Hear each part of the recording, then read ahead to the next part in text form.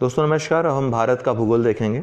विश्व के भूगोल में हमने जितने महत्वपूर्ण फैक्ट और कॉन्सेप्ट थे वो तेज़ी से देख लिए 3.5 घंटे के वीडियो में। अब ये भारत का भूगोल है, जितने महत्वपूर्ण फैक्ट्स आते हैं उस पर हम चर्चा करेंगे। मानचित्र को कोरिलेट मानचित्र से यहाँ पर अध्ययन हम नहीं करेंगे दोस्तों, क्योंकि बहुत लंबा वीडियो हो जाएगा। हमारा पर्पस है कि आपके महत्वपूर्ण जितने प्रश्न हैं वो सॉल्व हो जाएं। तो कॉन्सेप्ट के लिए वो जो विश्व के भूगोल का वीडियो है हम इसमें ऐड करके बहुत जल्द रिवीजन के लिए भी आपको दे देंगे। मे बी ये आप जो सुन रहे हो ये भी ऐड किया हुआ हो, हालांकि आप इसमें अंतर कर ही लेंगे, ठीक है।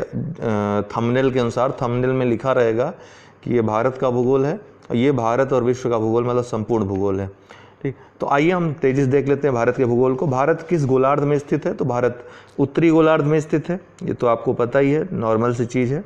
भारत उत्तरी गोलार्ध में है, ठीक है, 0 डिग्री अक्षांश के उत्तर में ही है।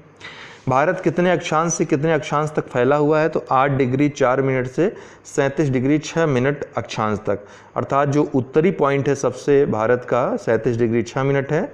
उत्तरी पॉइंट सबसे कौन है? इंदिरा पॉइंट है, कॉल है। और सबसे जो निचला बिंदु है, निचला बिंदु नहीं, स्थलीय जो सीमा है दोस्तों, वो है 8 डिग्री 4 मिनट। निचले बिंदु को जाएंगे तो आपको निकोबार जाना पड़ेगा। अंडमान निकोबार में जो सबसे निचला बिंदु भारत का है इंदिरा पॉइंट, वो है 6 डिग्री 4 मिनट, वो है 6 डिग्री 4 मिनट।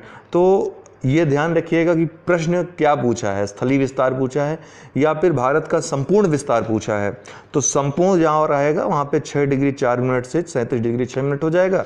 जहाँ पर सिर्फ स्थलीय विस्तार पूछेगा तो यह 8 डिग्री 4 मिनट से 37 डिग्री 6 मिनट हो जाएगा। संपूर्णता का जहाँ प्रयोग होगा वहाँ पे 6 डिग्री 4 मिनट हो जाएगा, सबसे निचला बिंदु। ऊपर वाला कांस्टेंट रहेगा। भारत कितने देशांतर से कितने देशांतर तक फैला है? तो भारत जो है ग्रीनविच जो रेखा है 0 डिग्री देशांतर, उसके पूर्व में स्थित है, अर्थात पूर्वी गोलार्ध में स्थित है, ठीक है। तो पूर्वी गोलार्ध में कहाँ से कहाँ तक? 68 डिग्री 7 मिनट से 97 डिग्री 25 मिनट तक, ठीक है। ये पूर्वी देशांतर में स्थित है। भारत का क्षेत्रफल कितना है? लगभग 32,87,263 वर्ग किलोमीटर है। क्षेत्रफल की दृष्टि से भारत का स्थान 7वां है। पहला स्थान किसका है क्षेत्रफल की दृष्टि से? रूस है। रूस के बाद फिर कनाडा है। कनाडा के बाद फिर संयुक्त राज्य अमेरिका है। फिर चाइना है चौथे स्थान पे। 5वें स्थान पे आपका ब्राज़ील है। ब्राज़ील के बारे में ज्ञात रखिएगा कि 5वें स्थान पे ब्राज़ील क्षेत्रफल में भी है और जनसंख्या के मामले में भी 5वें स्थान पे विश्व में। 6ठे स्थान पे ऑस्ट्रेलिया और 7वें स्थान पे अपना भारत है। जनसंख्या की दृष्टि से भारत का स्थान दूसरा है। पहला स्थान चाइना का है, दूसरा स्थान भारत का, तीसरा अमेरिका का, चौथा इंडोनेशिया का और 5वां ब्राज़ील का। अगर उत्तर प्रदेश को एक राज्य माना जाए तो उत्तर प्रदेश का स्थान ब्राज़ील के पहले आ जाता है, 5वें स्थान पे उत्तर प्रदेश आ जाएगा अगर इसको राज्य न मान के देश माना जाए। भारत का क्षेत्रफल संपूर्ण विश्व के क्षेत्रफल का कितना है? तो लगभग 2.42% है। भारत का उत्तर से दक्षिण जो विस्तार है कितना है? उत्तर से दक्षिण विस्तार 3,214 किलोमीटर और पूर्व से पश्चिम विस्तार कितना है? 2,933 किलोमीटर। तो उत्तर दक्षिण विस्तार ज़्यादा है, पूर्व पश्चिम विस्तार की तुलना में कितना ज़्यादा है? इसमें से इसको घटा दीजिए, 281 किलोमीटर अधिक है। भारत की स्थल सीमा कितनी है? कुल 15,200 किलोमीटर स्थलीय सीमा है भारत की। क्षेत्रफल की दृष्टि से विश्व का सबसे बड़ा देश रूस हमने आपको बताया, और सबसे छोटा देश क्षेत्रफल की दृष्टि से वेटिकन सिटी है। मानक समय रेखा अर्थात 82.5 डिग्री जो समय रेखा है भारत की मानक समय रेखा मानी जाती है, जो कि उत्तर प्रदेश में ये जो आपका इलाहाबाद का नैनी है वहाँ से होकर गुजरती है मिर्ज़ापुर होते हुए, और कुल 5 राज्यों से होकर गुजरती है। कौन कौन राज्य? इनका जो है ट्रिक मैं बता रहा हूँ। उम छुआ से याद रखिएगा, ठीक है। ऊपर से शुरू करिए, ऊ से उत्तर प्रदेश, म से मध्य प्रदेश, छ से छत्तीसगढ़, फिर नीचे जाएंगे तो उड़ीसा और फिर आंध्र प्रदेश। छुआ। भारत का संपूर्ण अक्षांशीय विस्तार कितना है? तो ये संपूर्ण हमने आपको बताया। संपूर्ण जहाँ लग जाएगा वो इंदिरा पॉइंट तक चले जाएंगे। संपूर्ण नहीं लगेगा तो बस आप कन्याकुमारी तक रहेंगे, 8 डिग्री 4 मिनट तक। भारत का उत्तर बिंदु, सबसे उत्तरी बिंदु इंदिरा कॉल है, वही है 37 डिग्री 6 मिनट में। भारत का सबसे दक्षिणतम बिंदु इंदिरा पॉइंट है, पिग्मेलियन पॉइंट इसको कहते हैं, ठीक है। ये कन्याकुमारी नहीं है, गलत है यहाँ पर। कन्याकुमारी स्थलीय सीमा का जो सबसे निम्नतम बिंदु है वो है। भारत का पूर्वी बिंदु कहाँ है दोस्तों? वालांगू अरुणाचल प्रदेश में। भारत का पश्चिमी बिंदु कहाँ है? सर क्रीक गुजरात में, ठीक है, गहिरमाथा के पास। तो इन दोनों के बीच जो अगर समय का डिफरेंस देखा जाए तो 2 घंटे का डिफरेंस है, कभी कभी पूछ लिया जाता है, याद रखिएगा। सर्वाधिक तटीय सीमा लगने वाला राज्य कौन सा है? तो गुजरात सबसे ज़्यादा इसकी जो है सबसे लंबी तटीय सीमा है, ठीक है, सर्वाधिक लंबी तटीय सीमा है। सबसे कम जो तटीय रेखा है उस वाला राज्य कौन सा है? तो गोवा है। गोवा सबसे छोटा राज्य भी है क्षेत्रफल में भी और तटीय सीमा वाला भी। भारत की स्थलीय सीमा कितने देशों से लगती है? तो स्थलीय सीमा की बात कर रहा है 7 देशों से। इनका क्रम भी याद रखिएगा।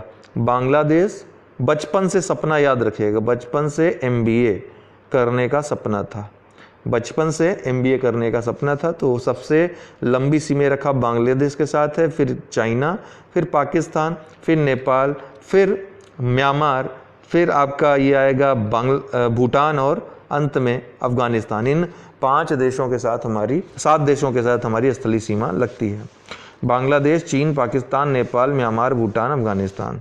तो ये से बचपन से MBA याद रखिएगा।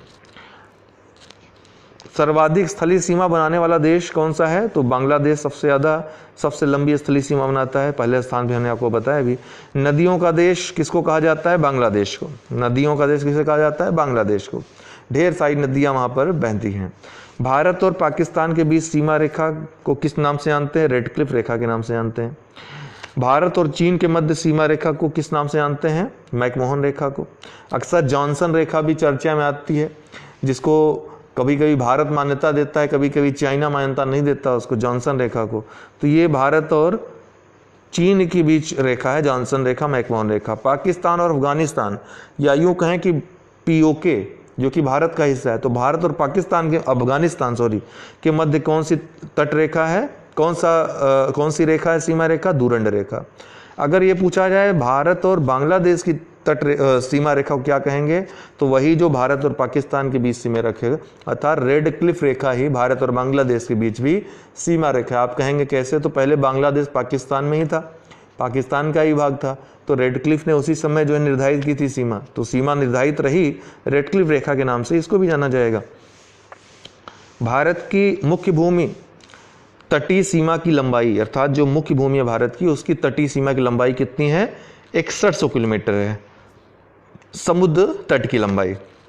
अगर संपूर्ण तटीय सीमा अर्थात अंडमान जितने द्वीप समूह हैं उनको भी मिला लिया जाए तो 7516 किलोमीटर है। पाक जल संधि कहाँ पर है? तो भारत और श्रीलंका के मध्य है पाक जल संधि। श्रीलंका के बाद भारत का दूसरा, देखिए हम मानचित्र के माध्यम से आपको पूरा भारत का भूगोल और विश्व का भूगोल एक ही मानचित्र में, कहाँ कौन सी खाड़ी है, कहाँ कौन सा गर्त है, कहाँ कौन सा क्या है, दर्रा है, सब कुछ आपको मानचित्र के माध्यम से एक अलग वीडियो में बताएंगे। इस वीडियो को ज़्यादा लंबा न करते हुए केवल फैक्ट तक सीमित रखते हैं। श्रीलंका के बाद भारत का दूसरा समुद्री निकटतम देश कौन सा है? ये बहुत महत्वपूर्ण है, इंडोनेशिया है समुद्री निकटतम देश। मन्नार की खाड़ी किससे अलग करती है? तो श्रीलंका और भारत को। पाक स्टेट भी है बीच में। बांग्लादेश तीनों ओर किससे घिरा हुआ है? तो दोस्तों त्रिपुरा, बांग्लादेश त्रिपुरा से घिरा हुआ है तीनों ओर से। आदम का पुल जिसे राम सेतु कहा जाता है भारत और श्रीलंका के बीच है। धनुषकोडी से तलैया सार के बीच ये स्थित है, ये कई बार पूछा गया है, धनुषकोट से तलैया सार के बीच।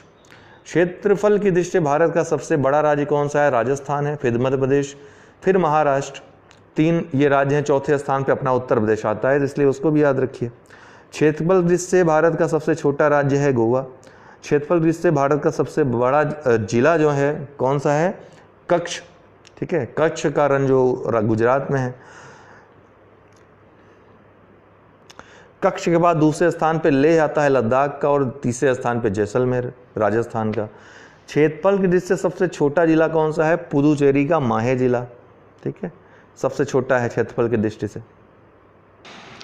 भारत को कितने प्रदेशों में विभाजित किया गया है? भौतिक स्वरूप देखेंगे तो कुल 5 प्रदेशों में, भौतिक प्रदेशों में विभाजित कर सकते हैं। किसमें? हिमालय के पर्वतीय प्रदेशों में, जो हिमालय के एरिया में है। उत्तर भारत का मैदान अर्थात गंगा यमुना आदि का जो मैदान है, विस्तृत मैदान है। प्रायद्वीपीय पठार है, ठीक है। दक्षिण भारत के पहले और तटीय मैदान जो तट के आसपास मैदानों का स्वरूप है, और भारत के द्वीप समूह जो है इन 5 भागों में बांट सकते हैं। उत्तर भारत के मैदान दोस्तों गंगा ब्रह्मपुत्र सिंधु से बना जो विस्तृत मैदान है उसको लेते हैं। इसमें भाबर किसे कहते हैं, तराई अक्सर आता है। भाबर जो है जलोड़ का पंख कहते हैं इसको, जलोड़ का पंख। तराई ये मच्छर पेटी भी इसको कहते हैं तराई को। खादर जो नई बनी जो जलोड़ मिट्टियाँ होती हैं उसको खादर कहते हैं। बांगर ये पुरानी जलोड़ मिट्टी को कहते हैं। रेह कल्लर ये लगभग जो रेगिस्तानी मिट्टी का निर्माण होता है, रेत भरी मिट्टी का, उसको रेह या कलर कहते हैं। भूड़ ये गंगा रामगंगा क्षेत्र में विस्तृत मिट्टी को कहते हैं भूड़। डेल्टा ये जो जब नदियाँ मिल करके इस तरह के अपकृति का निर्माण करती हैं तो ये डेल्टा कहा जाता है, जैसे कि गंगा और ब्रह्मपुत्र का डेल्टा बनता है। इस डेल्टा की खोज किसने की, तो हेरोडोटस ने की। कहाँ पर कि नील नदी के डेल्टा क्षेत्र में इन्होंने डेल्टा पहली बार देखा, उसका व्याख्या दिया। बाकी जो फैक्ट्स आते हैं, सिंधु और तीस्ता नदी के बीच जो क्षेत्रफल है वो वहाँ क्या स्थित है, तो भाबर स्थित है। हमने आपको बताया भाबर के बारे में अभी। हिमालय के तलहटी का भाग जो है भाबर कहा जाता है, दलदली प्रकार का होता है, यहाँ वनस्पतियाँ नगण्य होती हैं, ठीक है।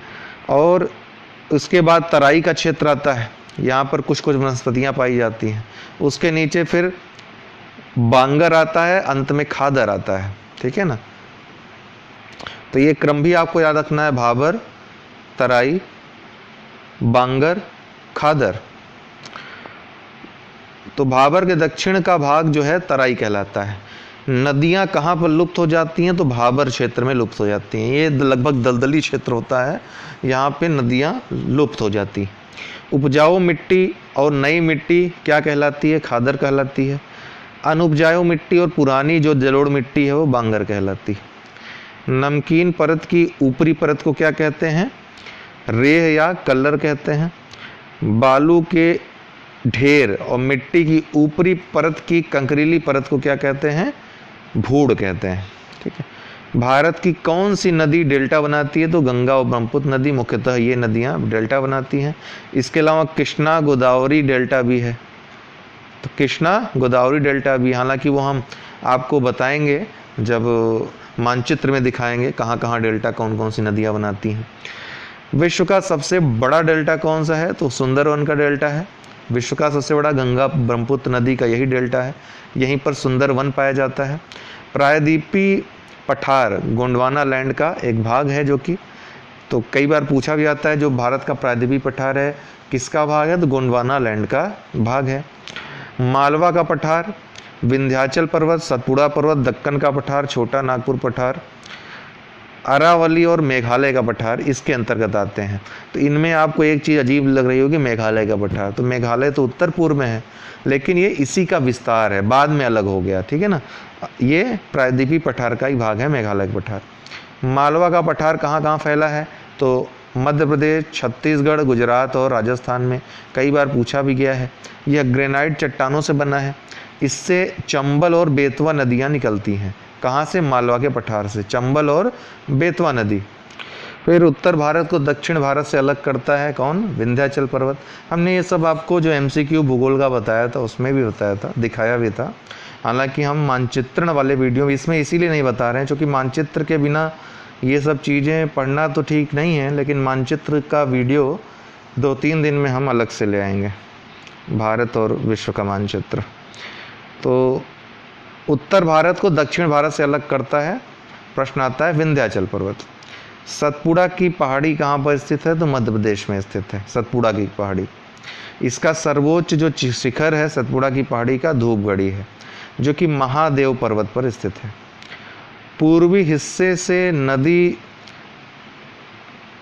इसके पूर्वी हिस्से से कौन सी नदी बहती है, तो ताप्ती नदी जो है इसके पूर्वी हिस्से, सतपुड़ा की पहाड़ी के पूर्वी हिस्से से ताप्ती नदी निकलती है, बहती है। छोटा नागपुर पठार कहाँ स्थित है, झारखंड में स्थित है। भारत का रूर इसी क्षेत्र को कहते हैं, यहाँ पर कोयला काफ़ी मात्रा में पाया जाता है, और भी जो खनिज हैं यहाँ पर पाए जाते हैं। खनिजों की दृष्टि से काफ़ी ये भरपूर क्षेत्र है। इसके पठार से कौन सी नदी निकलती है? तो दामोदर नदी छोटा नागपुर के पठार से निकलती है। दक्कन का पठार स्थित है कहाँ पे? तो महाराष्ट्र में स्थित है। इसको काली मिट्टी का क्षेत्र भी कहा जाता है। काली मिट्टी जो कि उपजाऊ मिट्टी होती है यहाँ पर पाई जाती है। मेघालय का पठार किसका भाग है? तो यह प्रायद्वीपीय पठार का भारत का भाग है। इसमें कौन कौन सी पहाड़ियाँ स्थित हैं? तो गारो, खासी, जयंतियाँ। इसकी सर्वोच्च चोटी कौन सी है? तो नोकरेक जो है मेघालय का सबसे ऊंची चोटी है इसकी। अरावली की पहाड़ी कहाँ स्थित है? जो कि दिल्ली तक फैली हुई है, ये राजस्थान में स्थित है। गुजरात, हरियाणा, दिल्ली तक भी इसका विस्तार है। इसी को काट करके जो राष्ट्रपति भवन आदि है उसका निर्माण हुआ है। सबसे पुरानी चोटी है अरावली की पहाड़ी, जो है विश्व की सबसे पुरानी जो है पहाड़ियों में गिनी जाती है। इसका सर्वोच्च शिखर गुरु शिखर है, राजस्थान में स्थित है। इसी गुरु शिखर में दिलवाड़ा का जैन मंदिर जो माउंट आबू है वहाँ स्थित है। इसी के जो महत्वपूर्ण भाग हैं, जरगा पहाड़ियाँ जो कि उदयपुर में है, हर्षनाथ पहाड़ियाँ जो अलवर में स्थित है, और रायसीना हिल्स जो कि दिल्ली में स्थित है, रायसीना की पहाड़ियाँ। और इसी रायसीना हिल पर ही राष्ट्रपति भवन स्थित है। किसने बनाया था राष्ट्रपति भवन? एडविन लुटियंस ने। दिल्ली का डिजाइन किसने तैयार किया था? एडविन लुटियंस ने। ठीक है। अरावली की पश्चिम से कौन सी नदी निकलती है? अरावली पहाड़ियों की पश्चिम में से, मतलब इस दिशा से कौन सी नदी निकलती है? माही और लूनी नदी ये निकलती हैं। अरावली के पूर्व से बनास नदी निकलती है।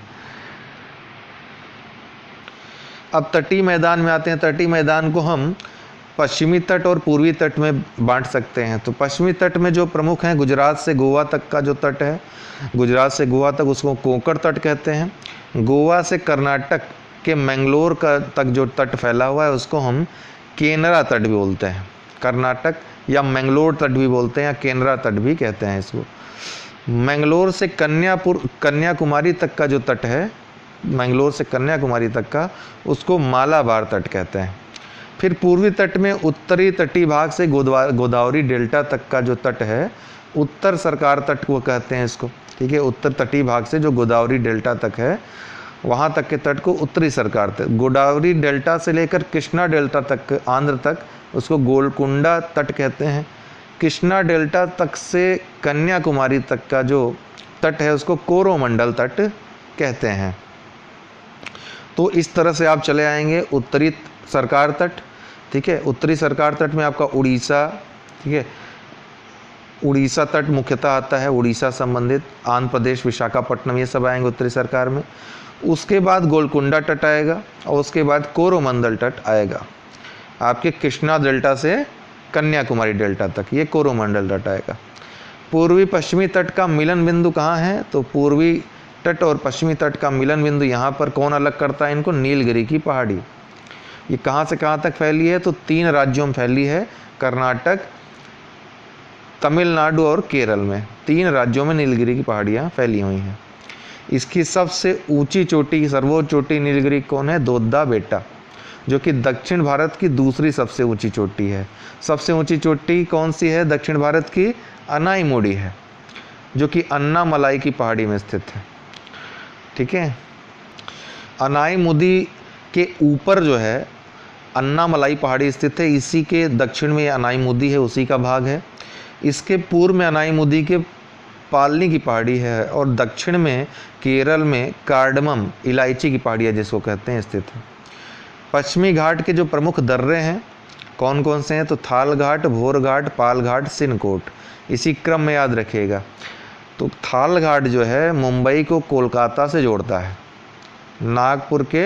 नागपुर इन दोनों के बीच है। मुंबई से कोलकाता को जोड़ने वाली जो सड़क है वो थाल घाट से होकर जाती है। भोर घाट जो है मुंबई को चेन्नई से जोड़ता है, और पुणे जो है इन दोनों के बीच में पड़ता है, मुंबई को चेन्नई से जोड़ता है भोर घाट। पाल घाट जो है ये कोच्चि को कोचीन से जोड़ता है। ठीक है। कोच्चि को कोचीन से जोड़ता है। सिनकोट जो है त्रिवेंद्रम से मदुरै को जोड़ता है, सिनकोट।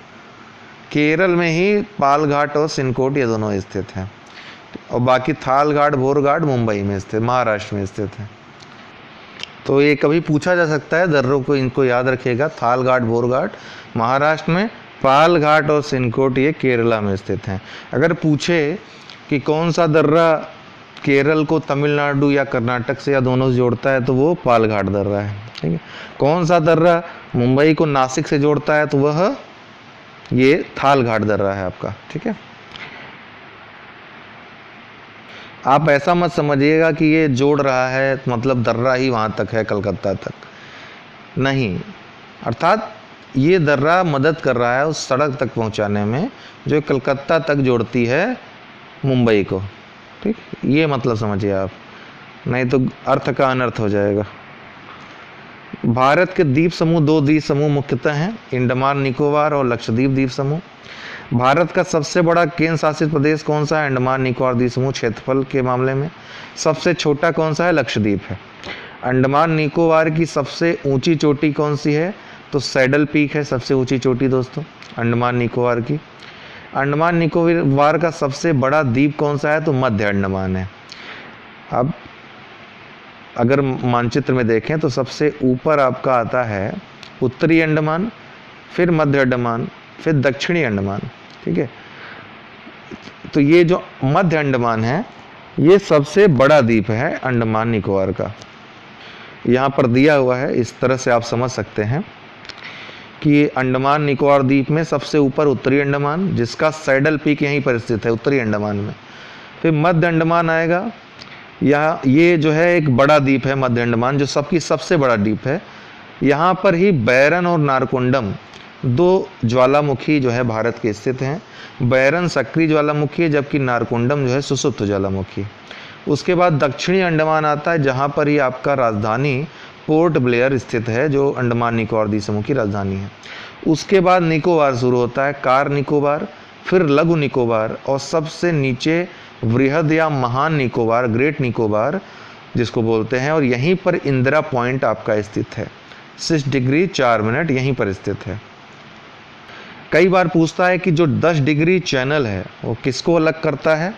तो दक्षिणी अंडमान को और कार निकोबार को, ठीक है। तो अंडमान को निकोबार से ऐसा भी पूछ सकता है और दक्षिणी अंडमान को कार निकोबार ऐसा भी पूछ सकता है।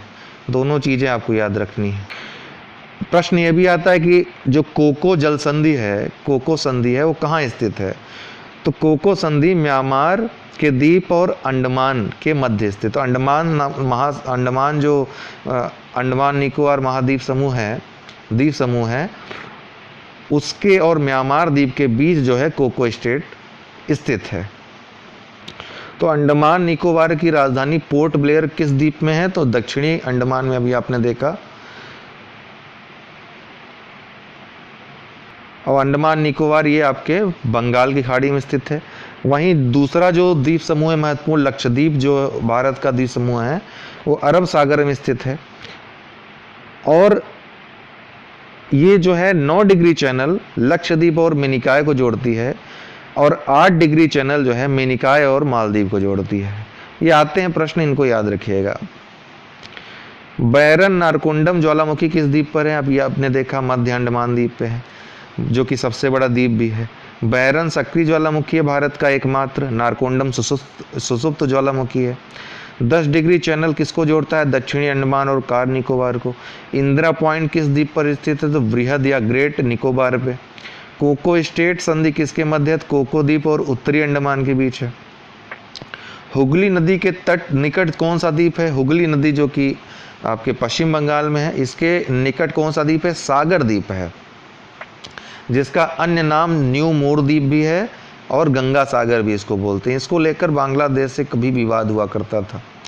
व्हीलर द्वीप, APJ अब्दुल कलाम जो है इसका नया नाम व्हीलर द्वीप का कहाँ स्थित है? उड़ीसा में। यहीं से जो आपकी मिसाइल परीक्षण रेंज है वो स्थित है, उड़ीसा में स्थित है।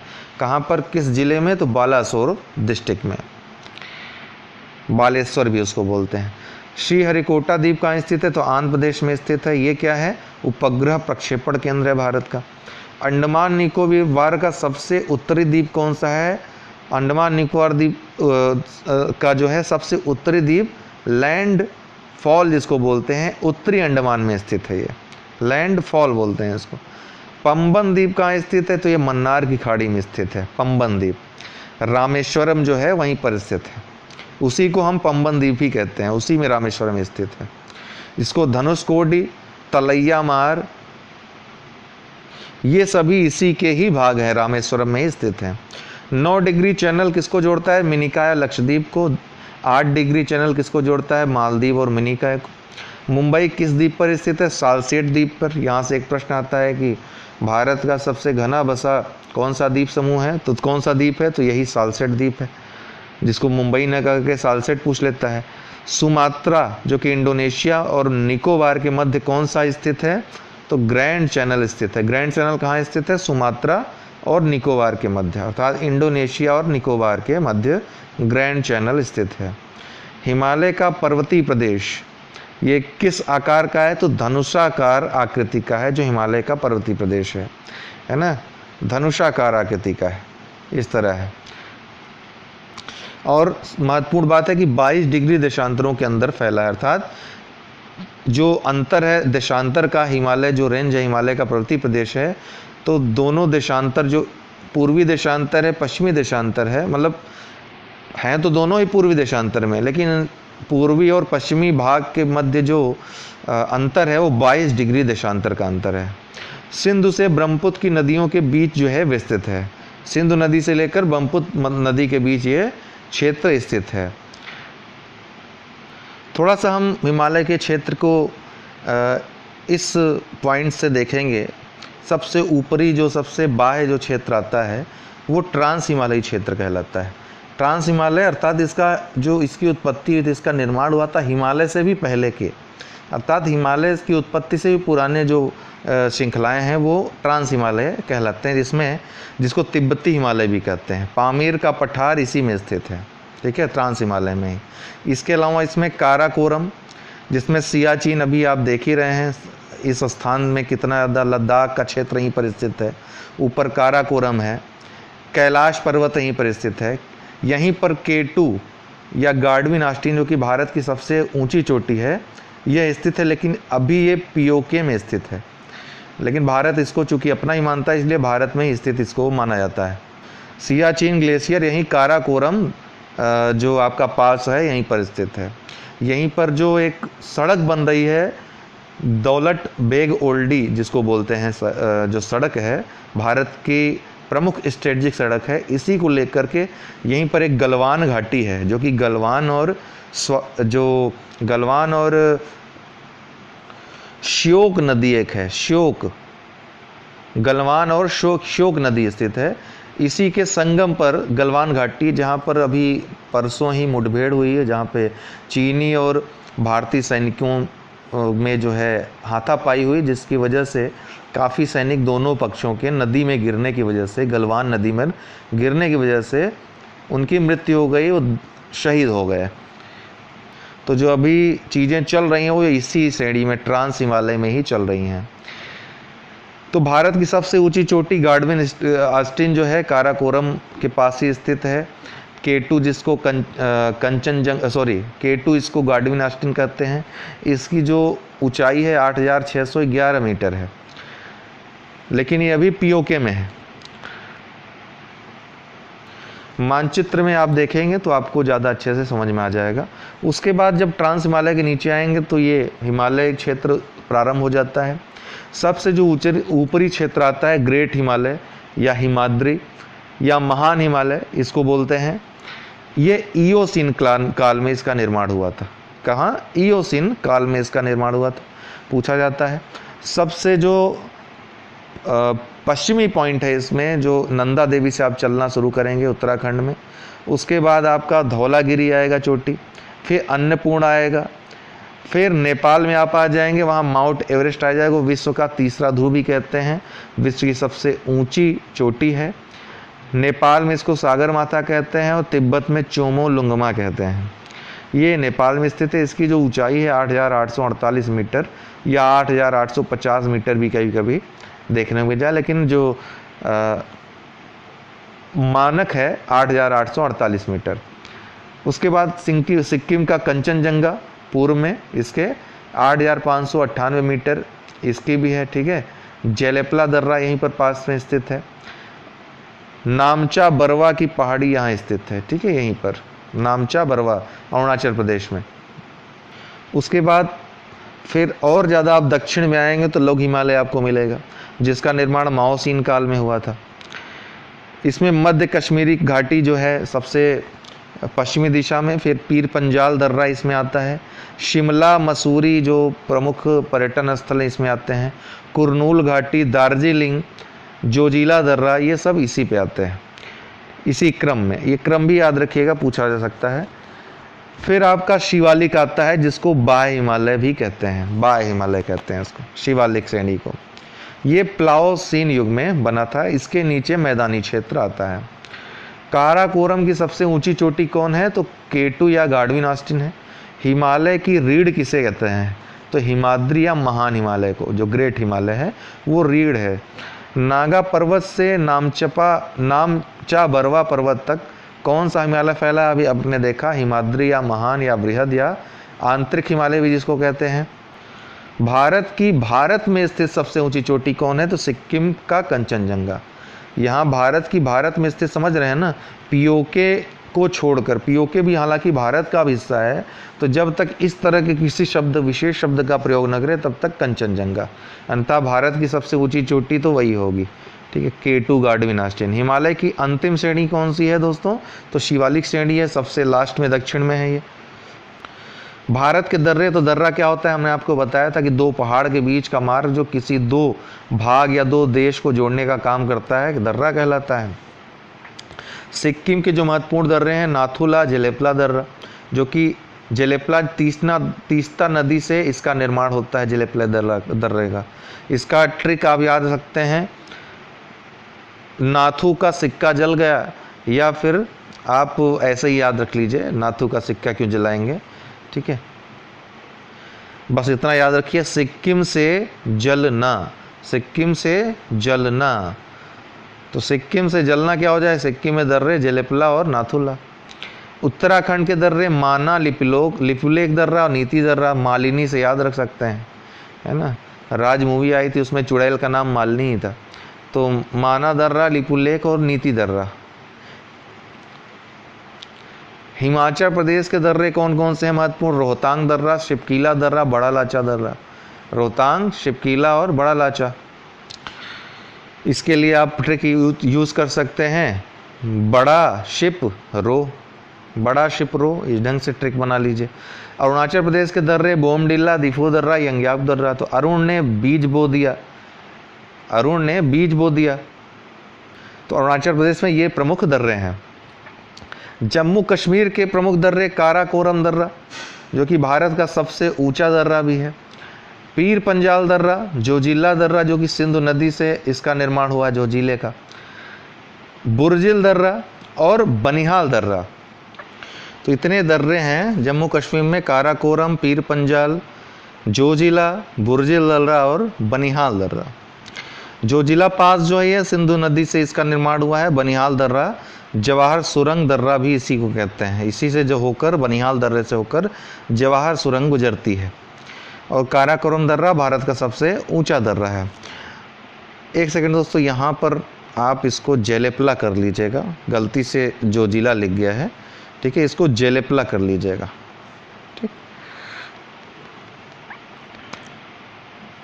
इसकी भी याद करने की टिक है, जो पी बाबू का।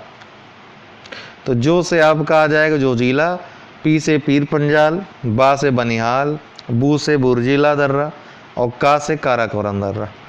तो इस ढंग से भी याद रख सकते हैं। श्रीनगर को गिलगित से जोड़ता, ये बहुत महत्वपूर्ण फैक्ट्स हैं, याद रखिएगा। श्रीनगर को गिलगित से जोड़ता दर्रा बुर्जिल दर्रा है। पीपली घाट दर्रा किस पर्वतीय भाग में स्थित है? तो अरावली में है। किस दर्रे से होकर के यात्री मानसरोवर झील दर्शन करने के लिए आते हैं? तो ये माना दर्रा से आते हैं, जो कि उत्तराखंड में स्थित है। भारत और म्यांमार को जोड़ने वाला दर्रा कौन है? तुजू दर्रा। भारत और म्यांमार को जोड़ता है, ध्यान रखिएगा, तुजू दर्रा। और ये तुजू दर्रा स्थित कहाँ है दोस्तों? तो तुजू दर्रा ये मणिपुर में मणिपुर के दक्षिणी भाग में स्थित है और ये मणिपुर से लेकर म्यांमार तक, म्यांमार को जोड़ता है भारत को। पाक और पाकिस्तान और अफगानिस्तान को अर्थात पीओके को अफगानिस्तान से कौन जोड़ता है? खैबर दर्रा, आप अक्सर सुनते होंगे नाम। शिमला और तिब्बत को कौन सा दर्रा जोड़ता है? शिवकीला दर्रा जोड़ता है। चुम्बी घाटी जो है तिब्बत, चुम्बी घाटी से लेकर जो तिब्बत मार्ग है उससे कौन सा दर्रा जोड़ता है? तो दोस्तों जेलेपला दर्रा जो सिक्किम का है वो जोड़ता है। ठीक है, चुम्बी घाटी तक जाने का मार्ग है यहीं से, जेलेपला दर्रा से। भारत की नदियों को लेते हैं, देखते हैं। भारत की प्रमुख नदियों को 2 भागों में बांटा गया। अब ये मानचित्रण करते तो 1-2 घंटे हो जाते, क्योंकि इसमें सारी चीज़ें आपकी आ जाएंगी, तो इसीलिए हमने मानचित्रण के लिए अलग से वीडियो तैयार किया है, वो हम 2-3 दिन में आपको दे देंगे। भारत की प्रमुख नदियों को 2 भागों में बांटा गया, हिमालयन नदियाँ और प्रायद्वीपीय नदियाँ। हिमालयन नदियाँ तिब्बत में मानसरोवर झील के पास सानो ख्याब हिमनद से निकलने वाली सिंधु नदी इसमें प्रमुख नदी आती है। ये कहाँ से आती है? सानो ख्वाब हिमनद से निकलती है तिब्बत के मानसरोवर झील के पास से। सिंधु की जो सहायक नदियाँ हैं उनका क्रम क्रमशः झेलम, फिर चेनाब, रावी, ब्यास, सतलज। ऊपर से दक्षिण क्रम है, उत्तर से दक्षिण क्रम। तो सबसे ऊपर झेलम, फिर चेनाब, फिर रावी, फिर ब्यास और फिर सतलज। ठीक है, JCR-VS से भी याद रख सकते हैं आप। सिंधु जल समझौता 1960 में हुआ था, भारत और पाकिस्तान से संबंधित है। इसमें शर्त क्या थी कि सिंधु, झेलम और चीनाब ऊपर की जो 3 नदियां हैं उनके जल के उपयोग में पाकिस्तान 20% जल का उपयोग करेगा और भारत 80% जल का उपयोग करेगा। बाकी दक्षिण की जो 3 नदियां हैं, रावी, ब्यास, सतलज, इनमें पाकिस्तान 80% जल का उपयोग करता है, भारत 20% जल का। गंगा नदी, ये गंगोत्री के पास गोमुख हिमानी से निकलती हैं, जो कि गंगोत्री के पास स्थित है, गोमुख हिमानी। इसकी लंबाई कितनी है? तो 2550 किलोमीटर गंगा नदी की कुल लंबाई है। गंगा नदी भारत की सबसे लंबी नदी भी है, सबसे लंबी बहने वाली नदी भारत में। गंगा नदी किन नदियों का संगम है? तो भागीरथी और अलकनंदा, भागीरथी और अलकनंदा का संगम है। भागीरथी और अलकनंदा मिलती कहाँ पे? देवप्रयाग में मिलती हैं, जहाँ पे गंगा नदी की उत्पत्ति होती है। गंगा की जो सहायक नदियाँ हैं प्रमुख, यमुना, घाघरा, गंडक, कोसी। गंगा नदी बांग्लादेश में किस नाम से जानी जाती है? पद्मा नाम से जानी जाती है, और भारत की सबसे लंबी नदी तो है ही।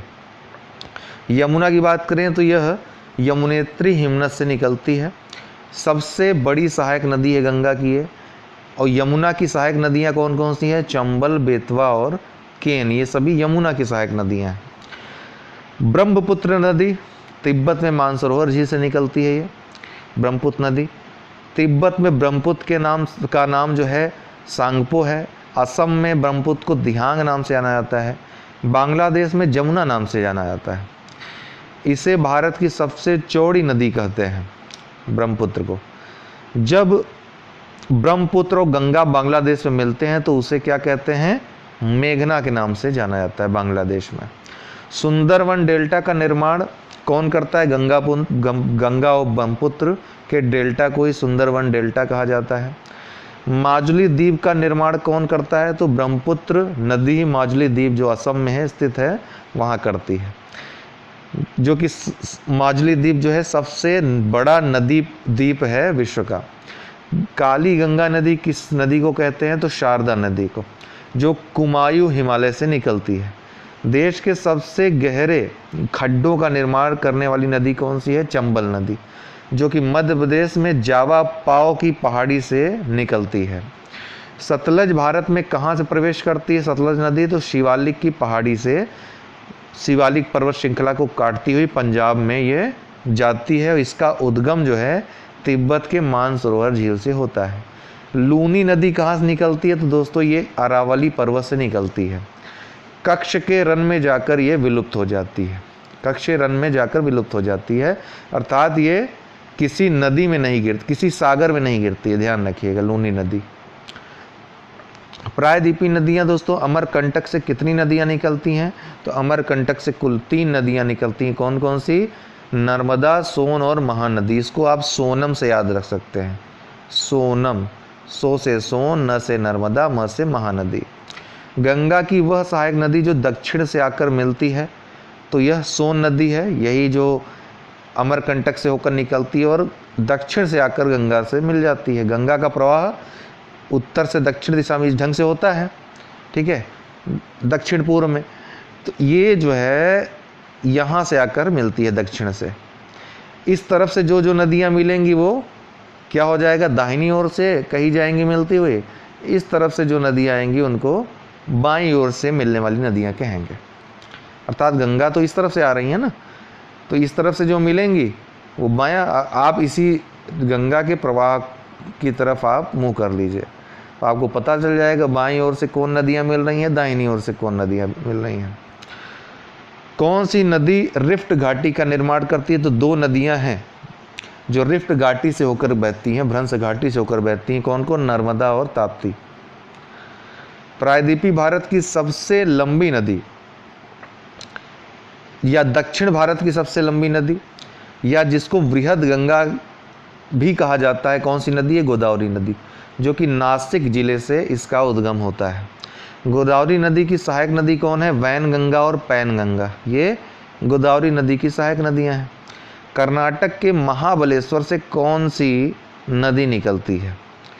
कर्नाटक के महाबलेश्वर से कृष्णा नदी निकलती है। कर्नाटक के कुर्ग जिले में कौन सी नदी बहती है? तो ये कावेरी नदी निकलती है। कहाँ से? कर्नाटक के कुर्ग जिले से। दक्षिण भारत की गंगा किसे कहते हैं? कावेरी नदी को कहते हैं दक्षिण भारत की गंगा। और दक्षिण की गंगा किसको कहते हैं? तो दक्षिण की गंगा ये गोदावरी नदी को कहते हैं, ठीक है। तो दक्षिण की गंगा और दक्षिण भारत की गंगा ये अलग अलग चीज़ें हैं, ठीक है। जब दक्षिण की गंगा पूछा जाए तो गोदावरी, और दक्षिण भारत की गंगा पूछा जाए तो कावेरी। कावेरी जल विवाद किन राज्यों के मध्य है? तो कर्नाटक और तमिलनाडु के मध्य कावेरी नदी जल विवाद है। अच्छा, बंगाल की खाड़ी में गिरने वाली नदियां जो हैं प्रमुख, उनका ट्रिक याद कर लीजिए। ब्रह्मा की गोद में गंगा साहब, ब्रह्मा की गोद में गंगा साहब, ये नदियां जो हैं बंगाल की खाड़ी में गिरती हैं। कौन कौन सी? ब्रह्मपुत्र, कृष्णा, कावेरी, गोदावरी, महानदी, गंगा, स्वर्णरेखा, हुगली और बैसाई नदी। फिर अरब सागर में या खंबात की खाड़ी में गिरने वाली जो नदियां हैं, समानता से याद रखिए। स से साबरमती, म से महानदी, न से नर्मदा, त से ताप्ती, ठीक है। तो साबरमती, महानदी, नर्मदा और ताप्ती, ये जो है अरब सागर में गिरने वाली नदी। सॉरी, ये महानदी नहीं है, माही नदी है दोस्तों, इसको माही कर लीजिएगा नहीं तो कन्फ्यूजन हो जाएगी। माही नदी जो है ये जो है गिरती है समानता में, माँ से माही नदी है। नदियों के किनारे जो प्रमुख नगर हैं देख लीजिए। सूरत ये ताप्ती नदी के किनारे स्थित है। नासिक गोदावरी नदी के किनारे स्थित है। अयोध्या सरयू नदी के किनारे स्थित है। जमशेदपुर स्वर्णरेखा नदी के किनारे स्थित है। टाटानगर जो है पणजी मांडवी नदी के किनारे स्थित है। जबलपुर नर्मदा नदी के किनारे स्थित है। दिल्ली, आगरा, मथुरा ये यमुना नदी के किनारे स्थित है। जौनपुर, लखनऊ गोमती नदी। अहमदाबाद साबरमती। श्रीनगर झेलम नदी। हैदराबाद मूसी नदी के किनारे स्थित है। राउरकेला ब्राह्मणी नदी के किनारे स्थित है। और कोटा जो है चंबल नदी के किनारे स्थित है, राजस्थान का कोटा। पुणे ये मूठा नदी के किनारे स्थित है, पुणे, ठीक है।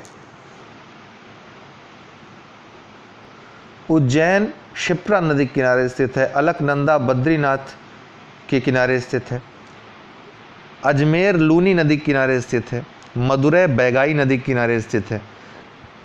कोलकाता हुगली नदी के किनारे स्थित है। ओरछा बेतवा नदी के किनारे स्थित है।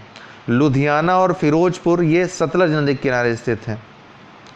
डिब्रूगढ़, गुवाहाटी, सुकोवा घाट ये सब ब्रह्मपुत्र नदी के किनारे स्थित हैं। विजयवाड़ा कृष्णा नदी के किनारे स्थित है, आंध्र प्रदेश का विजयवाड़ा। और गंगा नदी के किनारे कौन कौन से स्थित नगर हैं प्रमुख? तो उत्तराखंड के हरिद्वार। उत्तर प्रदेश में आप चले आइए, कानपुर, इलाहाबाद, वाराणसी। बिहार में पटना, ये प्रमुख शहर हैं जो गंगा नदी के किनारे स्थित हैं।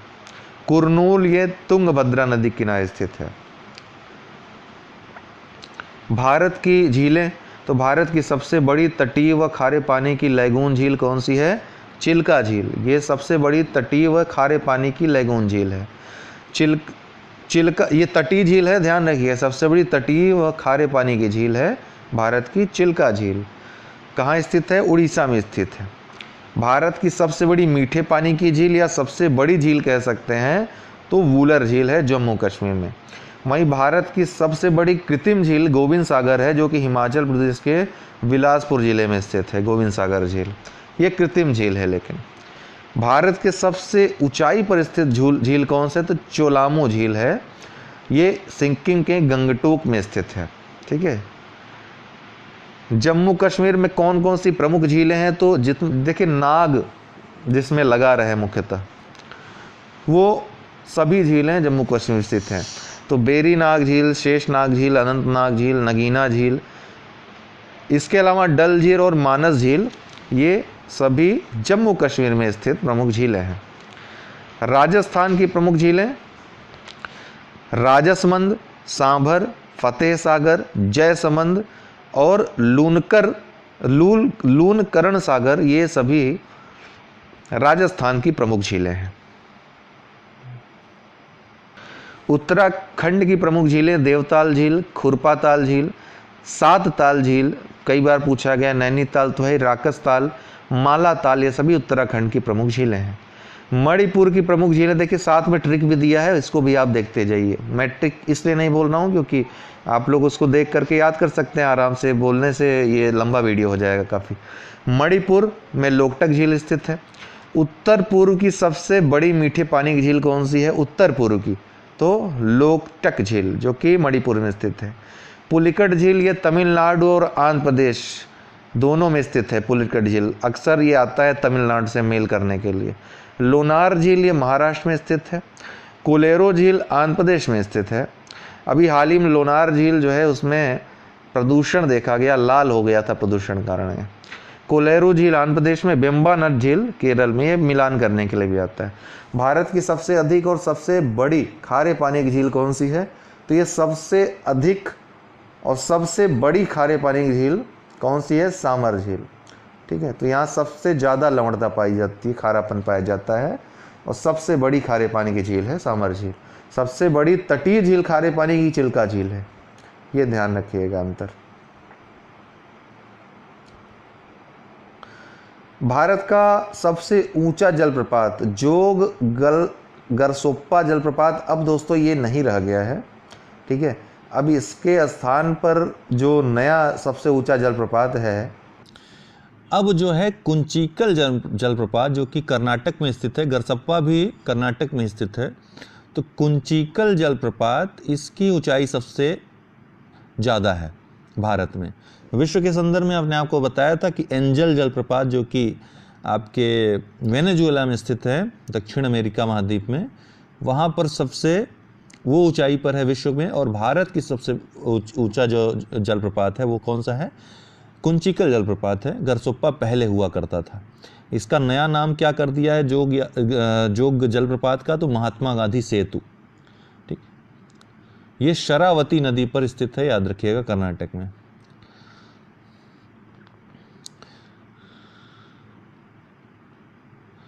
भारत के बांध, तो भारत का सबसे ऊंचा बांध कौन सा है? टिहरी बांध है, जो कि भागीरथी नदी उत्तराखंड में स्थित है। ये सबसे ऊंचा बांध है भारत का। नागार्जुन बांध, ये किस नदी पर स्थित है? तो कृष्णा नदी पर स्थित है, आंध्र प्रदेश में नागार्जुन बांध। अलमट्टी बांध भी कृष्णा नदी पर स्थित है, कर्नाटक में ही।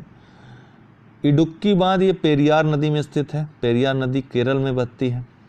भाखड़ा नागल बांध, ये सतलुज नदी में स्थित है, हिमाचल प्रदेश और पंजाब में। मेट्टूर बांध कावेरी नदी पे, ये सभी चीज़ें पूछिए, सभी वो बांध हैं जो अक्सर एग्जाम में बार बार पूछे जाते हैं। अमरावती बांध, अमरावती नदी तमिलनाडु में। कोयना बांध, ये कोयना नदी में स्थित है, महाराष्ट्र में।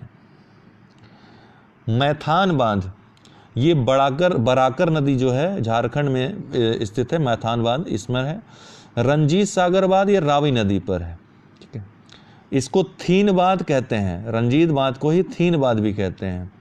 हीराकुंड बांध, ये महानदी पर स्थित है और भारत का सबसे बड़ा बांध है, सबसे लंबा बांध यही है।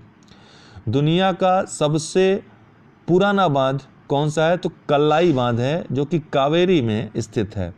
ठीक है, शिव समुद्रम के नाम से भी इसको कभी जाना जाता था। दुनिया का सबसे पुराना बांध है कल्लाई बांध। भारत का ऊंचा गुरुत्वीय बांध कौन सा है सबसे ऊंचा, तो भाखड़ा नागल जो पंजाब में स्थित है, गुरुत्वीय बांध सबसे ऊंचा है भारत का। भारत की जलवायु के बारे में बात करें तो सबसे पहली बात तो मानसून भारत के लिए बहुत महत्वपूर्ण है। भारतीय कृषि के लिए, भारत की अर्थव्यवस्था के लिए मानसून का महत्व है।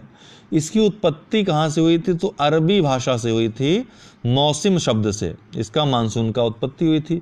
सर्दियों में हवा चलती है तो स्थल से समुद्र की ओर, सर्दियों में ठंडी के समय में जो हवा चलती है भारत में स्थल से समुद्र की ओर चलती है। क्यों, क्योंकि समुद्र का ताप जो है वो क्या हो जाता है, सर्दियों में समुद्र का ताप कम हो जाता है और स्थल का ताप अधिक रहता है। तो जब दाब की बात है यहाँ पे, दोस्तों उल्टा है, स्थल में जो है कम ताप होता है इसलिए दाब ज़्यादा हो जाता है, वायुदाब इधर अधिक हो जाता है। समुद्र की ओर जाने पर समुद्री तटीय भाग में अधिक ताप के कारण दाब यहाँ पर कम हो जाता है। इससे क्या होगा कि ज़्यादा वायुदाब से हमेशा हवा जो है कम वायुदाब की तरफ बढ़ेगी, तो स्थल से समुद्र की ओर बढ़ती है सर्दियों में हवा। वहीं गर्मियों में ठीक इसका उल्टा हो जाता है। गर्मियों में समुद्र का जो ताप है वो कम रहता है स्थलों की अपेक्षा, इसलिए वायुदाब उल्टा हो जाता है, अर्थात वहाँ समुद्र के किनारे वायुदाब कम हो जाएगा, अधिक हो जाएगा और स्थल पे वायुदाब कम हो जाएगा, जिसकी वजह से जो समुद्र से वायु किधर, स्थल की तरफ बहेगी गर्मियों में।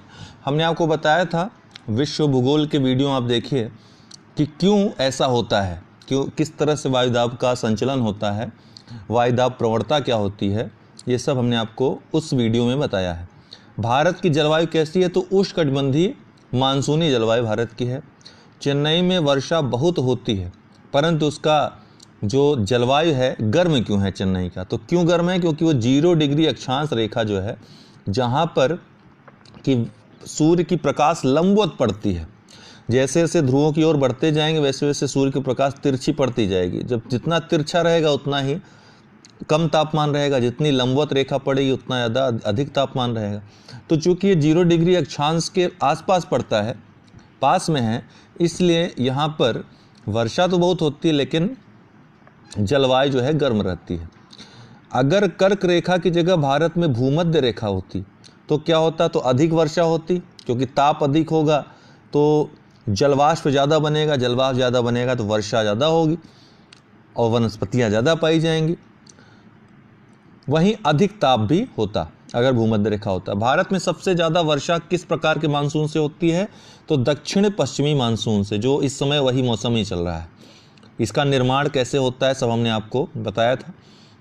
भारत विश्व में मानचित्रण में एक बार जरूर आपको हम दिखा देंगे कि किस तरह से राजस्थान के रेगिस्तान से हवाएं उठती हैं और किस तरह संचलन होते हुए मानसून की उत्पत्ति होती है। भारत में मानसून किस तरह से आता है और कौन कौन से कारक है जो मानसून को प्रभावित करते हैं, हम आपको देखेंगे। जेट स्ट्रीम की भूमिका उसमें देखेंगे तो वो मानचित्र में ही समझाने में मजा आएगा।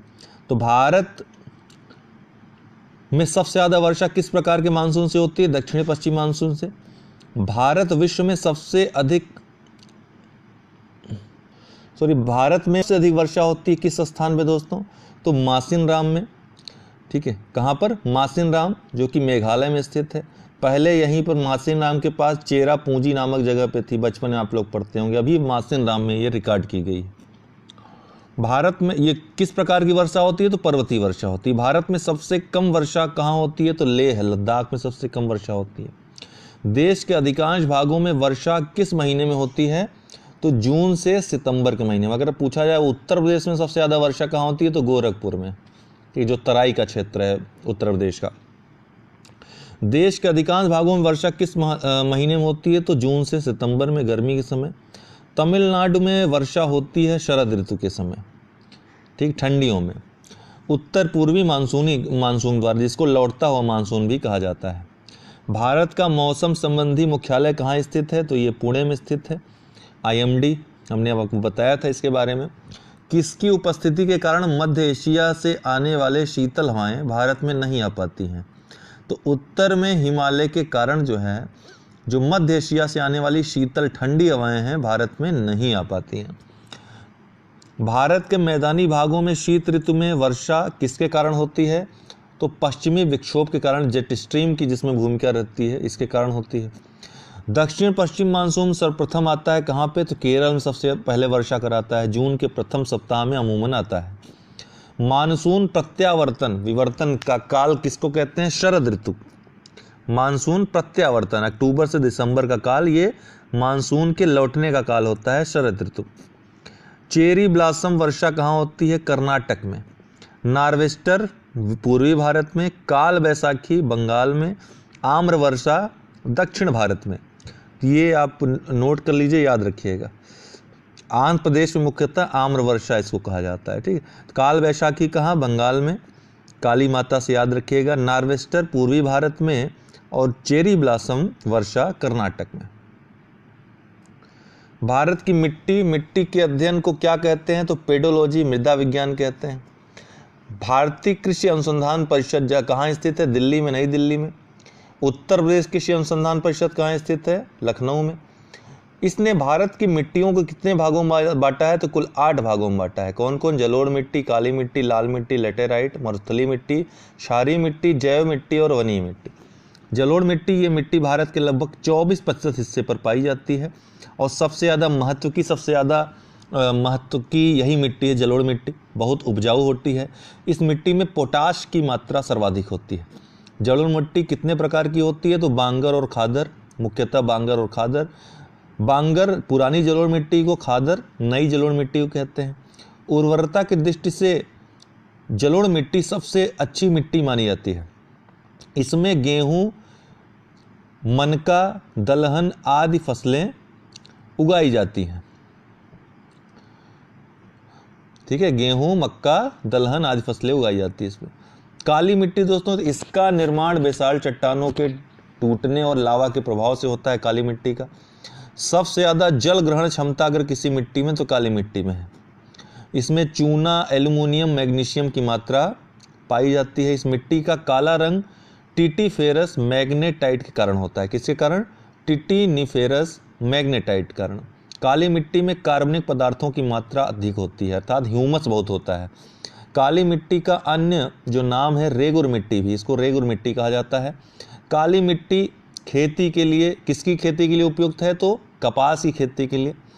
इसी कारण इसे ब्लैक कॉटन सॉइल भी कहा जाता है। काली मिट्टी को ब्लैक कॉटन सॉइल भी कहा जाता है। कपास की खेती के लिए बहुत ही ये महत्वपूर्ण मानी जाती है। काली मिट्टी सर्वाधिक कहाँ पाई जाती है? तो महाराष्ट्र में, गुजरात, महाराष्ट्र, यहाँ पर इसका फैलाव है। लाल मिट्टी दोस्तों, तो इसका निर्माण जलवायु परिवर्तन की वजह से कायांतरित सेलों के द्वारा होता है। इसका लाल रंग आयरन ऑक्साइड के कारण होता है, लेकिन यह पानी के साथ पीली दिखाई देती है। इस मिट्टी में सिलिका और आयरन की मात्रा अधिक है। ये मिट्टी उर्वरता विहीन होती है। इसकी उर्वरता बढ़ाने के लिए किसका प्रयोग किया जाता है? चूने का प्रयोग इसमें किया जाता है। लाल मिट्टी सर्वाधिक कहाँ है? तो आंध्र प्रदेश, तमिलनाडु में ये पाई जाती है सर्वाधिक। लेटेराइट मिट्टी, ये मिट्टी लाल खुरदरी होती है, लेकिन लेटेराइट ये लाल मिट्टी से अलग होती है। पत्थरों की टूट फूट के कारण इस मिट्टी का निर्माण होता है। कृषि के लिए उपयोगी नहीं है, मकान बनाने के लिए मुख्यतः इसका उपयोग किया जाता है। यह मिट्टी चाय के लिए उपयुक्त होती है, चाय की खेती के लिए, और ये मालाबार तटीय क्षेत्रों में पाई जाती है। भारतीय मृदा विज्ञान संस्थान कहाँ स्थित है दोस्तों? तो ये भोपाल में स्थित है।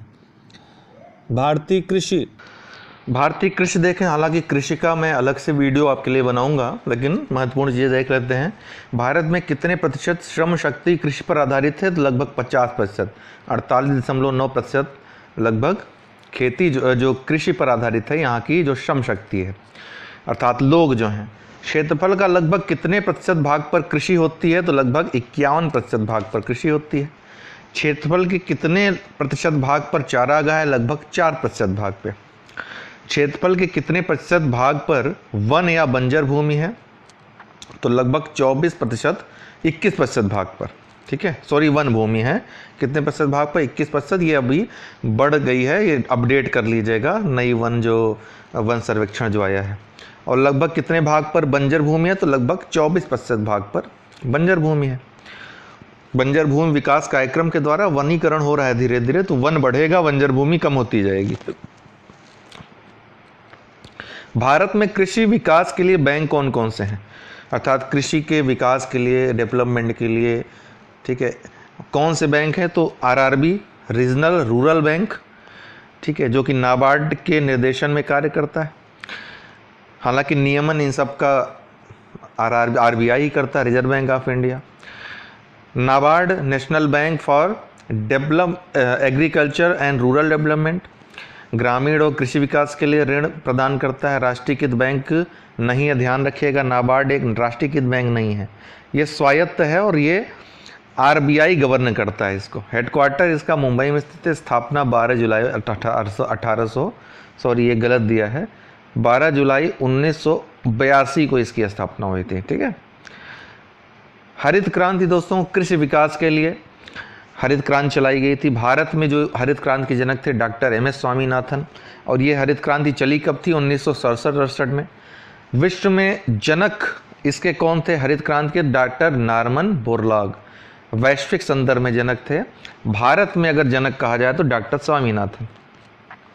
जो प्रमुख क्रांतियां हैं किससे संबंधित हैं? तो हरित क्रांति खाद्यान्न उत्पादन से, नीली क्रांति मत्स्य उत्पादन से, पीली क्रांति तिलहन उत्पादन से, सुनहरी जूट से, गोल आलू से, गुलाबी झींगा से, काली या कृष्ण बायोडीजल पेट्रोल से, रक्त या लाल क्रांति टमाटर और मांस से, सिल्वर क्रांति अंडा से, अंडा उत्पादन से, भूरी क्रांति चमड़ा या उर्वरक उत्पादन से, अमृत क्रांति जो है ये नदी जोड़ो परियोजना से, बादामी क्रांति मसाला से, श्वेत क्रांति दूध से।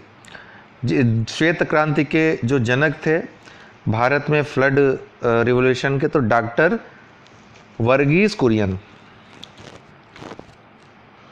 भारत के प्रमुख फल और उनके उत्पादक राज्य, सेब का हिमाचल प्रदेश सबसे ज़्यादा उत्पादन होता है, अमरूद, केला, अंगूर, आम, स्ट्रॉबेरी, चीकू महाराष्ट्र में, लीची बिहार, शहतूत संतरा पंजाब, काजू गोवा में, अनानास पश्चिम बंगाल।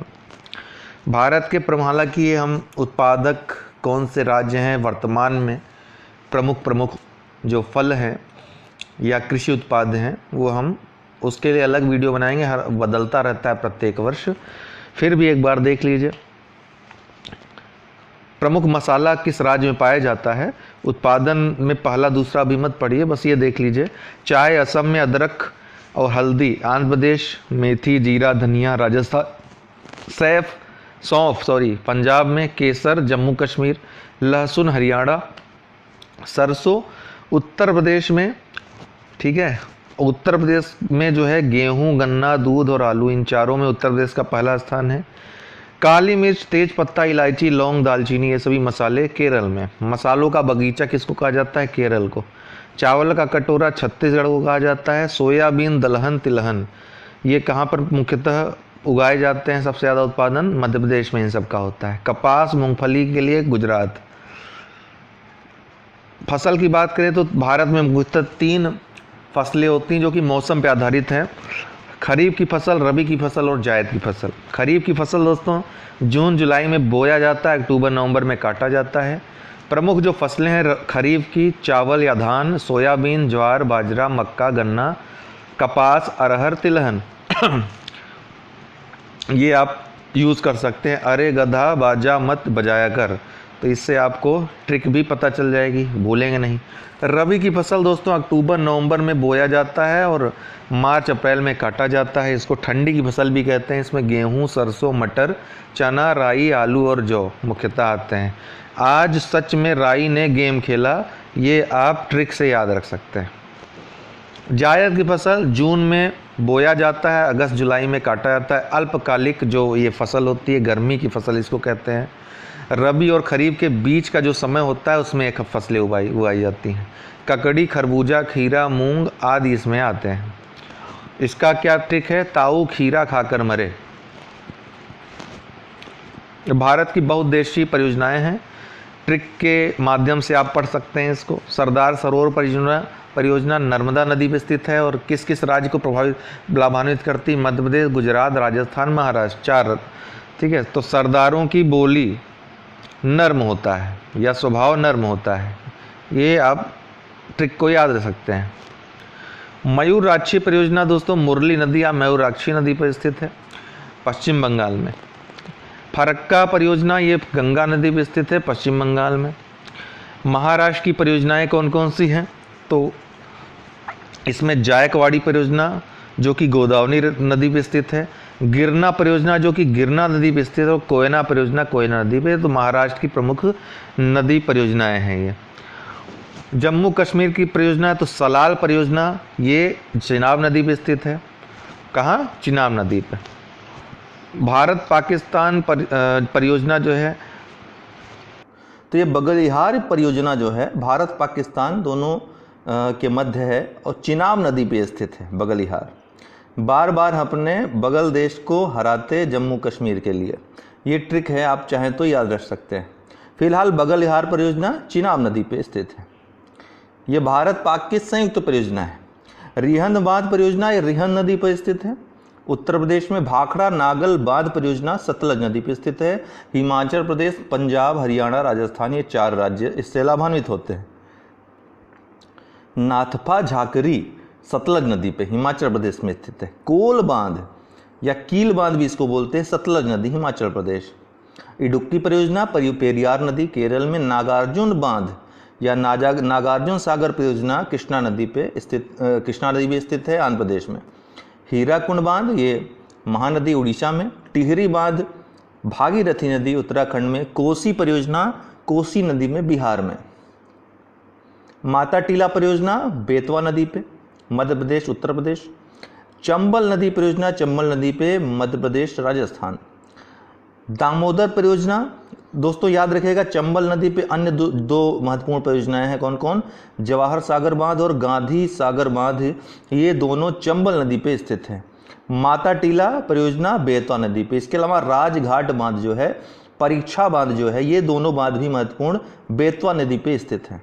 दामोदर परियोजना दामोदर नदी पे झारखंड पश्चिम बंगाल इससे लाभान्वित होते हैं। काकड़ा पारा योजना ताप्ती नदी पे स्थित है गुजरात में। दुर्गा बैराज परियोजना दामोदर नदी पे स्थित है पश्चिम बंगाल इससे प्रभावित होता है। भीमा बांध परियोजना पवना नदी पर स्थित है तेलंगाना महाराष्ट्र इससे लाभान्वित होते हैं। भीमा पवना नदी पे। बाण सागर परियोजना जो है सोन नदी पर स्थित है मध्य प्रदेश इससे लाभान्वित होता है। इंदिरा गांधी परियोजना सतलज नदी पर स्थित है, इसमें राजस्थान पंजाब और हरियाणा लाभान्वित होते हैं।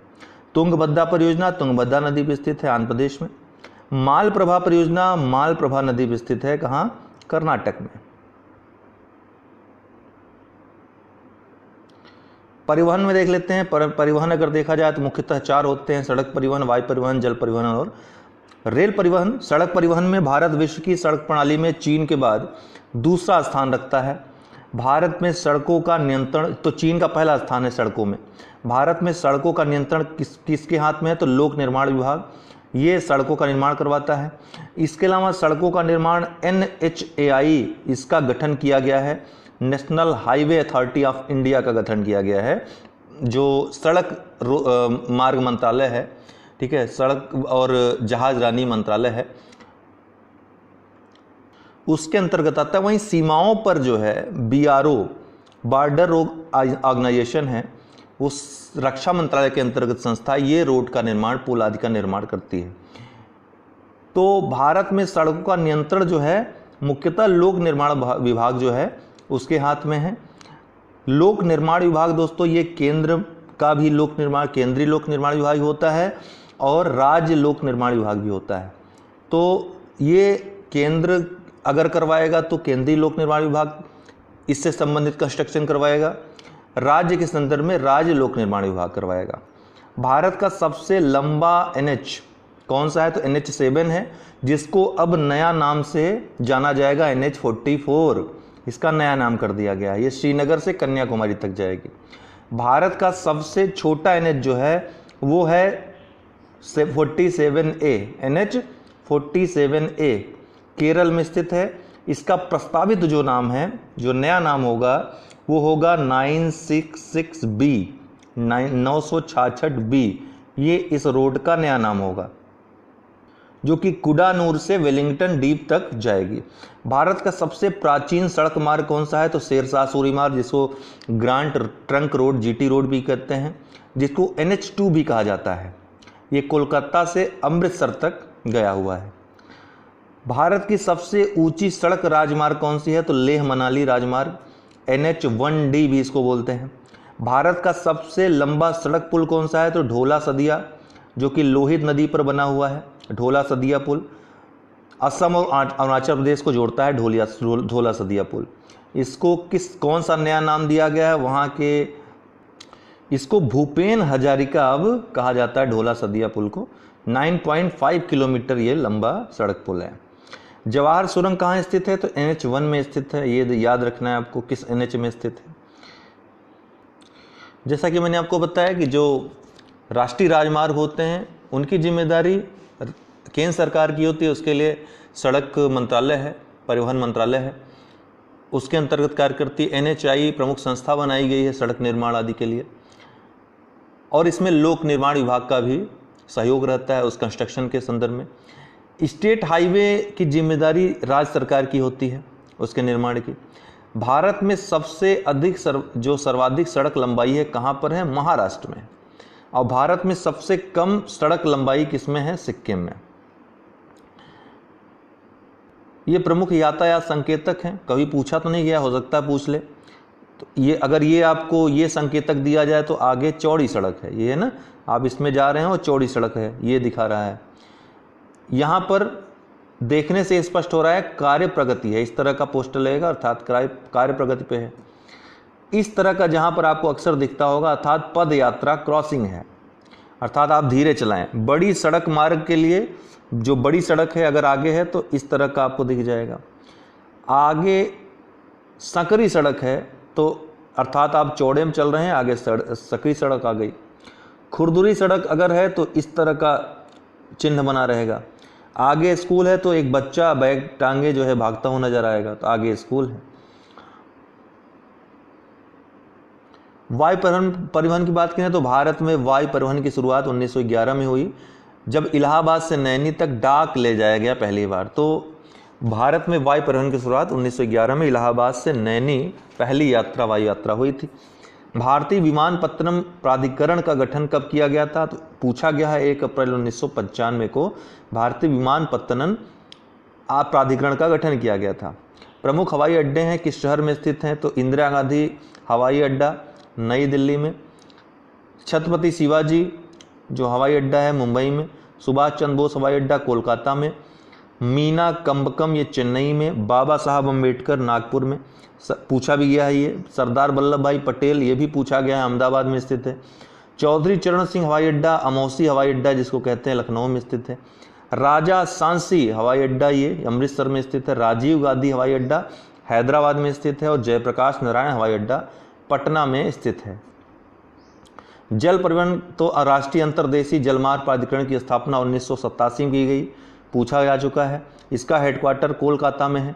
देश में जलमार्ग को 2 भागों में बांटा गया है, आंतरिक जलमार्ग NW और सामुद्रिक जलमार्ग जो बंदरगाह हैं। आंतरिक जलमार्ग की बात करें नेशनल वाटरवे, तो अभी तक कुल लगभग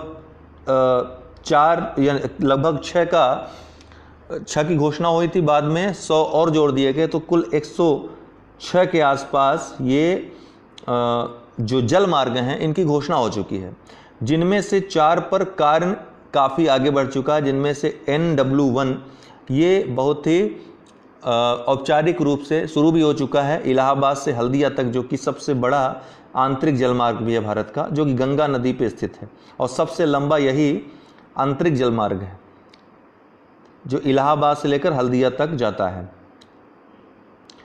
जो NW2 है सदिया से धुबरी, NW3 कोल्लम से कोट्टीपुरम और NW4 काकीनाडा से मरक्कानम तक। सॉरी, ये कुल 6 थे दोस्तों और बाद में 105 की घोषणा की गई, तो कुल 111 हो गए। ठीक है, तो 111 जलमार्ग की घोषणा इसमें हो चुकी है और जिनमें 3-4 पे काम लगभग पूरा हो गया है, अन्य पे काम जारी है।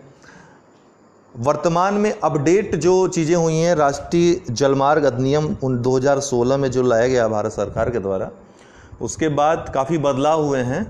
तो अपडेटेड डाटा के लिए मैं पूरा परिवहन पर एक वीडियो, सड़क परिवहन, वायु परिवहन, जल परिवहन और रेल परिवहन, इन चारों पे एक अलग वीडियो बना दूंगा, क्योंकि एक ऐसा टॉपिक है, यहाँ से प्रश्न आएगा तो आपको अपडेट होना चाहिए डाटा से। जो अभी हाल ही में अपडेट, रेलवे में बहुत सारी चीज़ें अपडेट हुई हैं, सड़क परिवहन में बहुत सारी चीज़ें अपडेट हुई हैं, जल परिवहन में काफ़ी अपडेट हुई हैं। कई आपको मिलेगा कि NW4 अब पहले स्थान पे सबसे लंबा राष्ट्रीय जलमार्ग हो गया है। तो मैं आपको ऑथेंटिक डाटा के साथ एक अलग वीडियो परिवहन से संबंधित दे दूंगा, ठीक है।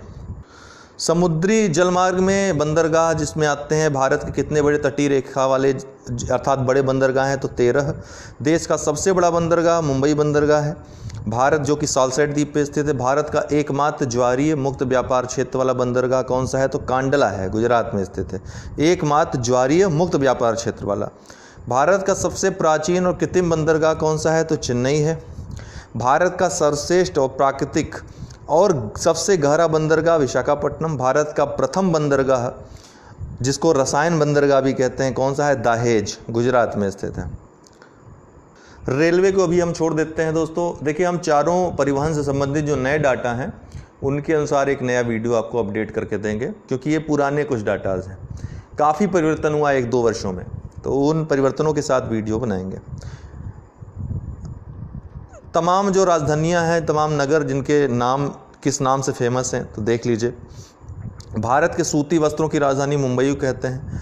उत्तर भारत का मैनचेस्टर कानपुर को, दक्षिण भारत का मैनचेस्टर कोयम्बटूर को, भारत का बोस्टन अहमदाबाद को कहते हैं। सुनहरा रेशा कहते हैं किसको, जूट को। रेल इंजन का सबसे पुराना कारखाना कहाँ है, चितरंजन में, पश्चिम बंगाल में, और वर्तमान में यहाँ पर विद्युत इंजन का निर्माण होता है। रेलवे इंजन निर्माण का कार्य अन्य कहाँ पे होता है, जमशेदपुर में।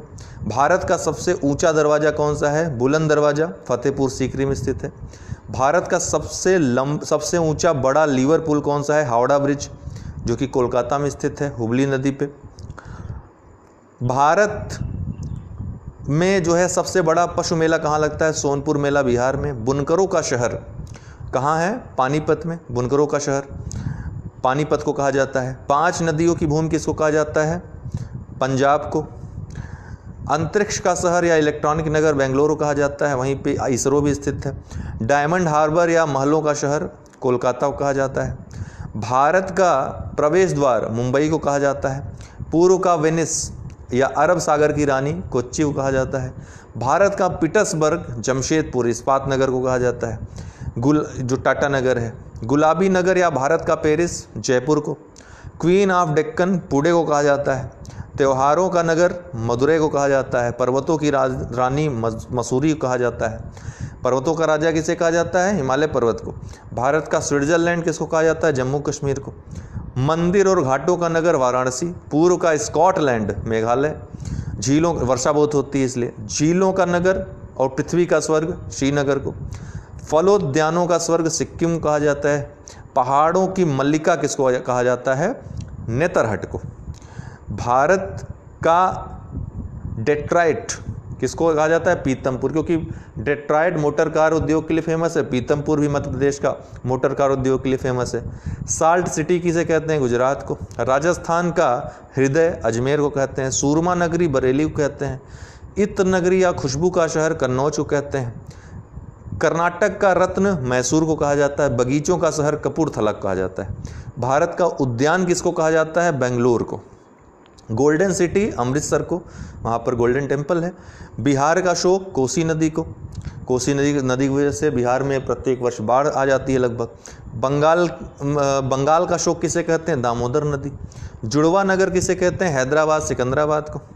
ताला नगरी किसे कहते हैं, अलीगढ़ को। राष्ट्रीय राजमार्गों का चौराहा किसे कहते हैं, कानपुर को। इसको राष्ट्रीय राजमार्गों का चौराहा कहते हैं। सूर्य नगरी, लेकिन अगर पूछेगा जो राष्ट्रीय राजमार्ग हैं, जो स्वर्ण चतुर्भुज हैं, वो कहाँ पर मिलते हैं, तो झांसी में दोस्तों। और राष्ट्रीय राजमार्गों का चौराहा कानपुर में। सूर्य नगरी किसको कहते हैं? जोधपुर को। कोयला नगरी धनबाद को। राजस्थान का गौरव चित्तौड़गढ़ को। और राजस्थान का शिमला माउंट आबू को कहते हैं। तो भूगोल के महत्वपूर्ण तथ्य थे जो सभी परीक्षाओं के लिए आपके लिए महत्वपूर्ण हैं। इसके अलावा विश्व भूगोल भी आप लोग देख लीजिएगा, हम कंबाइंड करके भी दे देंगे। तो बहुत बहुत धन्यवाद। वीडियो पसंद आया तो लाइक करें।